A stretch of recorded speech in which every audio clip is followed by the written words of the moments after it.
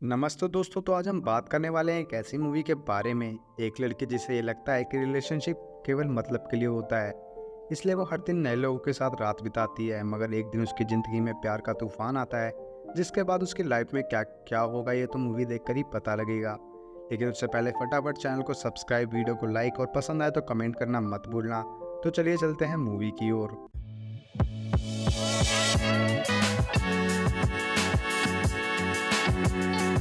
Movie की starting में Jordan अपनी बेटी किंग और एमी को बताता है कि इंसान अपनी पूरी ज़िंदगी एक शख्स के साथ नहीं बिता सकता है, इसलिए मैंने अपनी वाइफ से डिवोर्स कर लिया। सीन 26 साल आगे बढ़ता है, जहां एमी एक आदमी के साथ बैंग बैंग कर रही होती है, पर उससे उसका कोई रिलेशनशिप नहीं है। वो सिर्फ अपनी प्यास बुझाने के लिए इसके साथ है, और वो ऐसा पहली बार नहीं कर रही। वो हर दिन नए नए लोगों के साथ बैंग बैंग करती रहती है, और कई बार उसे ये भी याद नहीं रहता कि आखिरी बार उसने किसके साथ और किसके घर में बैंग बैंग किया था। एमी एक मैगजीन राइटर के रूप में जॉब करती है। वो अपने बॉस को बताती है कि सभी राइटर फेमस लोगों के ऊपर मैगजीन बनाते हैं, जिससे बार बार पब्लिक पढ़कर बोर हो जाती है। इसलिए हमें लो क्लास के लोगों के ऊपर मैगजीन लिखनी होगी, जिससे पब्लिक का ध्यान हमारी मैगजीन पर रहेगा। इस बात से उसकी बॉस खुश हो जाती है और ऐसा ही करने को कहती है। फिर एमी अपनी सिस्टर किंग के पास जाती है, जहाँ उसके बेटे और हस्बैंड को देखकर उसे अजीब लगता है, क्योंकि उसने अब ऐसे आदमी के साथ शादी की जिसका पहले से एक बेटा था। इसके बाद एमी स्टीव के साथ बैंग बैंग कर रही होती है। स्टीव उससे प्यार करता है, लेकिन एमी अपना काम निकालती है। फिर एमी अपने फादर जॉर्डन से मिलती है, जिसे डॉक्टर ने जवाब दिया कि वो अब ज़्यादा दिन नहीं जिएंगे। अपने बॉस के कहने पर एमी एक स्पोर्ट्स डॉक्टर एरोन का इंटरव्यू लेने जाती है, जहां वो उसके दोस्त से मिलती है जो एक फुटबॉल प्लेयर है। इंटरव्यू खत्म होने के बाद एमी डॉक्टर को अगले इंटरव्यू की डेट देकर वहां से चली जाती है। एमी स्टीव के साथ मूवी देखने आई होती है। जब वो पॉपकॉर्न लेने जाती है तो स्टीव उसके फ़ोन में मैसेज पढ़ लेता है, जिसमें वो किसी के साथ बैंग बैंग करने वाली है। ये देखकर स्टीव गुस्सा होकर वहाँ से चला जाता है। फिर एमी किंग से मिलती है। किंग उसे बताती है कि वो प्रेग्नेंट है, जिस पर एमी को कोई खुशी नहीं होती।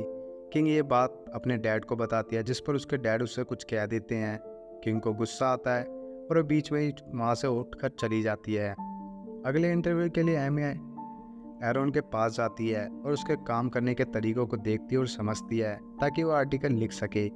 तभी उसे किंग का मैसेज आता है कि वो उसके फादर को दूसरी जगह शिफ्ट कर रही है। मैसेज देखकर एमी की तबीयत खराब होने लगती है, लेकिन एरोन उसे संभाल लेता है। एमी बताती है कि उसने सुबह से कुछ नहीं खाया, इसलिए उसकी तबीयत खराब हो रही है। फिर एरोन एमी को एक रेस्टोरेंट में लेकर जाता है। खाना खाकर दोनों ड्रिंक करते हैं। फिर एमी एरोन के घर जाती है और उसके साथ बैंग बैंग करने लगती है। दोनों इसको खूब इंजॉय करते हैं। अगले दिन एमी अपने दोस्त को रात की बात बताती है। इधर एरोन भी अपने दोस्त को बताता है। फिर से इंटरव्यू में एमी एरोन से मिलती है, जहां एरोन कहता है वो उसको पसंद करने लगा है और उससे शादी करने को तैयार है, जिस पर एमी मना कर देती है। तभी उसे कॉल आता है, जिसमें उसके फादर का एक्सीडेंट हो गया है। दोनों उसके फादर के पास जाते हैं, जहां एरोन उसके फादर का इलाज करता है। ये देखकर एमी इम्प्रेस हो जाती है और दोनों एक साथ काफ़ी टाइम स्पेंड करने लगते हैं। एक दिन एमी अपने फादर को बताती है कि वो एरोन को पसंद करने लगी है, जिस पर उसके फादर उसे बचपन की बात याद दिलाते हैं। एमी सैड होकर वहाँ से चली जाती है। अगले दिन किंग कॉल करके एमी को बताती है कि उसके फादर की डेथ हो गई है। एरोन और एमी उसके फादर के फ्यूनरल पर जाते हैं। फ्यूनरल के ख़त्म होने के बाद एमी और किंग के बीच में बहस हो जाती है। इसके बाद एरोन एमी को पार्टी में लेकर जाता है, जहाँ उसे अवार्ड मिलने वाला है। लेकिन बीच में ही एमी के बॉस का फ़ोन आ जाता है। वो बात करने के लिए बाहर आ जाती है, जिस पर एरोन को बहुत गुस्सा आता है और दोनों में लड़ाई हो जाती है। अगले दिन एरोन को सर्जरी करनी होती है, लेकिन एमी की वजह से वो रात भर सोया नहीं, इसलिए उसे सर्जरी करने से रोक दिया जाता है। वो ये बात एमी को बताकर अपसेट होकर वहाँ से चला जाता है। एमी को भी इस बात से बुरा लगता है, लेकिन उसी रात एमी पार्टी में ऑफिस के वर्कर के साथ बैंग बैंग करती है, जिसका पता पूरे ऑफिस में लग जाता है। इस बात से उसे जॉब से निकाल दिया जाता है। अब एमी बहुत अपसेट रहने लगी है। दूसरी तरफ एरोन का भी वही हाल होता है। एमी अपनी सिस्टर किंग के पास जाती है, अपनी गलतियों के लिए माफ़ी मांगती है और सारी बात बताती है। किंग ये बात सुनकर इमोशनल हो जाती है। फिर एमी अच्छी लाइफ जीने का फैसला करती है। वो एरोन के लिखे हुए टाइटल को दूसरी कंपनी से पब्लिश करवाकर एरोन से माफ़ी मांगने चली जाती है। वो एरोन की चीयर स्पोर्ट टीम के साथ नाच कर एरोन से माफ़ी मांगती है। एरोन एमी को माफ़ कर देता है और इसी के साथ मूवी यहीं पर ख़त्म हो जाती है। तो मूवी कैसी लगी कमेंट करके ज़रूर बताएं। वीडियो को लाइक और चैनल को सब्सक्राइब करना मत भूलना दोस्तों। धन्यवाद।